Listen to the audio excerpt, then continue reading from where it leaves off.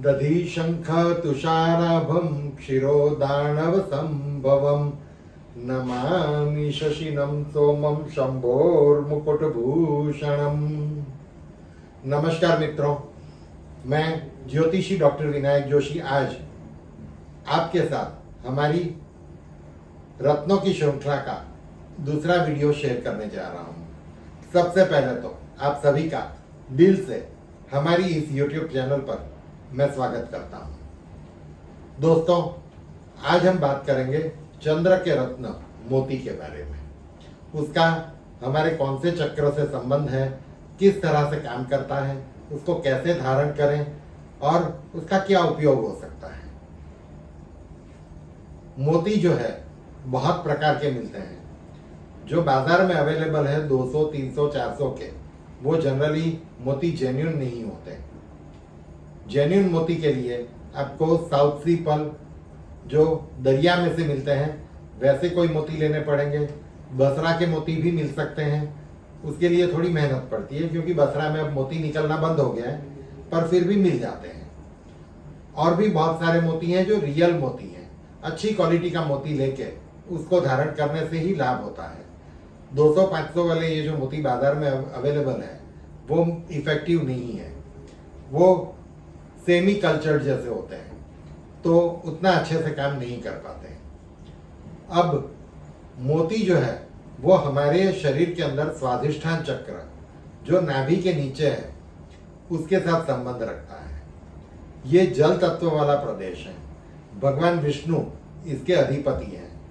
जो हम शेषशाही विष्णु की कल्पना करते हैं वो स्वाधिष्ठान चक्र में ही उनका निवास माना गया है।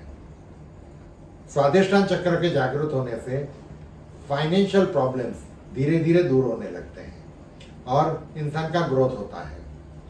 दूसरा एक नियम है कि कोई भी स्त्री अपने मायके से ज्यादा प्यार करती है। चाहे मेरी पत्नी हो, चाहे किसी और की हो, उसको मायका बड़ा प्यारा होता है। अब चंद्रमा जो है वो लक्ष्मी का भाई माना गया। भाई इसलिए क्योंकि समुद्र में से लक्ष्मी की उत्पत्ति हुई। लक्ष्मी का जन्म समुद्र में से हुआ। उसी प्रकार से मोती का जन्म और चंद्रमा का जन्म दोनों समुद्र से ही होते हैं। तो चंद्र लक्ष्मी का भाई है। अगर कुंडली के अंदर चंद्र वीक पड़ जाए तो हमें लिक्विड मनी की शॉर्टेज होने लगती है। हाथ में पैसा नहीं रुकता, पैसा चला जाता है, बिना वजह खर्चे आते हैं और हर प्रकार की लक्ष्मी धीरे धीरे बाधित होने लगती है, जिसके लिए चंद्रमा का बलवान होना बहुत जरूरी है। और आज के जमाने में, कलयुग में, पैसा सबसे उपयोगी है। हम भले ये कहें कि माया है या जो भी कहें, पर ये आवश्यक माया है। इसके बिना हम जीवन नहीं चला सकते हैं। ये मैं भी जानता हूं, आप भी जानते हो। अब अगर पैसा अच्छा हो तो हम जीवन के सारे कार्य कर सकते हैं। स्वार्थ के बगैर परमार्थ नहीं होता। स्वार्थ का अर्थ है स्व अर्थ। हमारा अर्थ अगर हम सिद्ध करेंगे तो हम दूसरों का भी भला कर सकेंगे। जैसे कि मैं चाहूं कि आपको खुशबू आए तो मैं अपने ऊपर परफ्यूम लगा लूं। आप जब मेरे पास आओगे आप खुद महसूस करोगे कि अच्छी खुशबू है।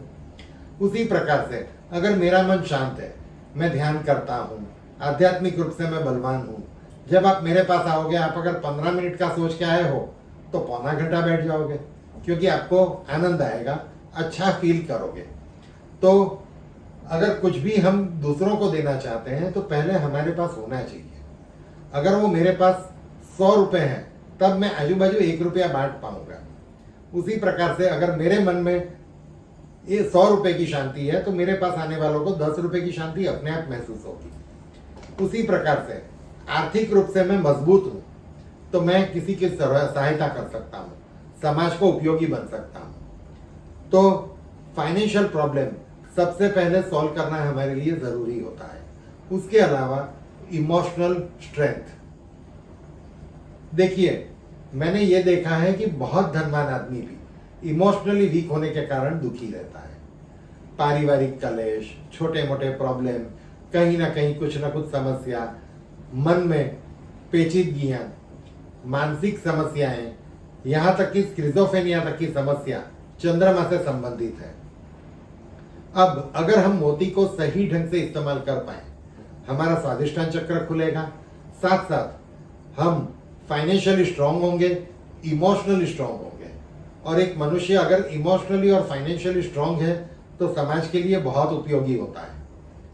अब चंद्रमा का मोती कितने रति का या कितने कैरेट का धारण करना चाहिए?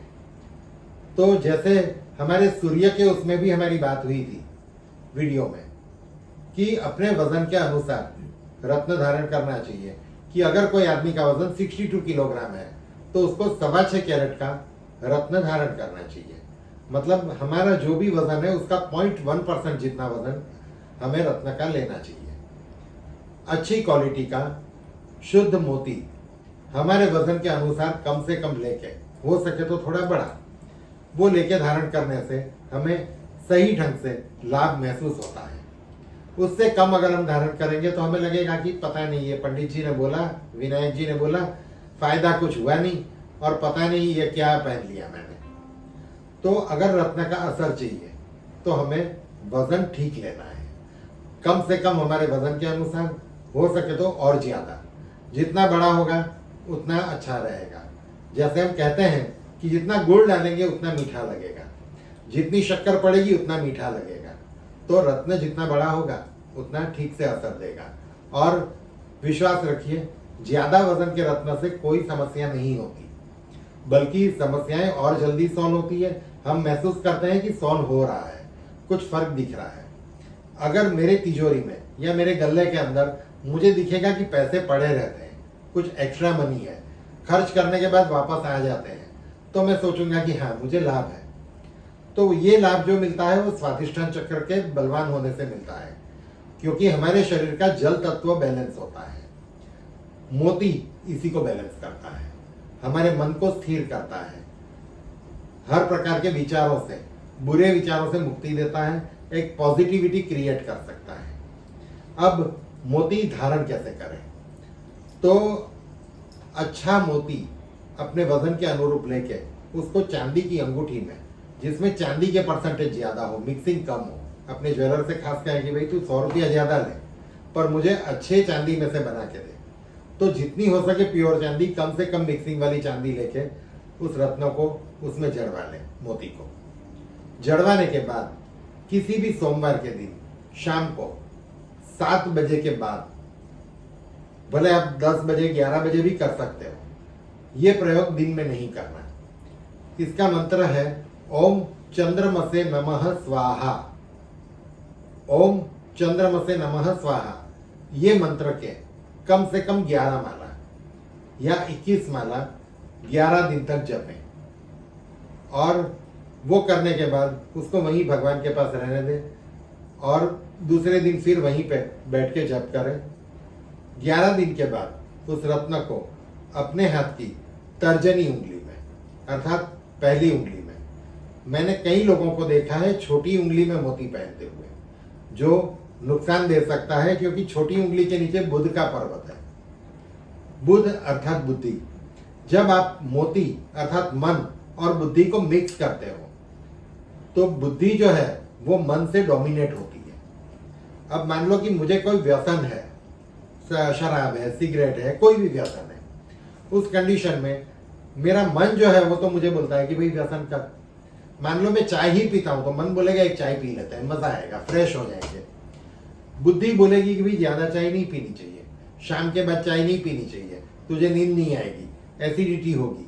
अब बुद्धि और मन में हमेशा जंग रहती है। जब हम मोती को छोटी वाली उंगली में धारण करते हैं तो हमारा मन हमारी बुद्धि को डोमिनेट करता है। इन दैट केस हमको गलत रास्ते पे ले जाता है, क्योंकि हमारी बुद्धि कंट्रोल नहीं कर पाती। जबकि तर्जनी उंगली अर्थात जो पहली उंगली है, ये बृहस्पति गुरु की उंगली है, यहाँ पे गुरु का पर्वत है। जब आप यहाँ पे मोती को धारण करते हो तो आपका ज्ञान और मन का संयोग होता है। मन जो है उसको ज्ञान प्राप्त होता है, सही रास्ता मिलता है। तो मोती हमेशा बिना भूले चांदी की अंगूठी में दाहिने हाथ की या बाएं हाथ की, किसी भी हाथ की तर्जनी उंगली में धारण करें, और उसको जो ओम चंद्रमसे नमः स्वाहा मैंने मंत्र बताया, उस मंत्र से अभिमंत्रित करके पहने। इस प्रकार से मोती धारण करने से आपका स्वाधिष्ठान चक्र बलवान होगा, जिसके कारण आप इमोशनली बलवान होंगे। उसके अलावा आपके पास लिक्विड मनी और स्थिर लक्ष्मी आपको महसूस होगी। लक्ष्मी की कृपा आप प्राप्त करेंगे। तो हर प्रकार से आप ये रत्न को धारण करके धीरे धीरे उन्नति को प्राप्त होते जाएंगे। मोती धारण करना हर किसी के लिए, इस विधि से धारण करना शुभ है।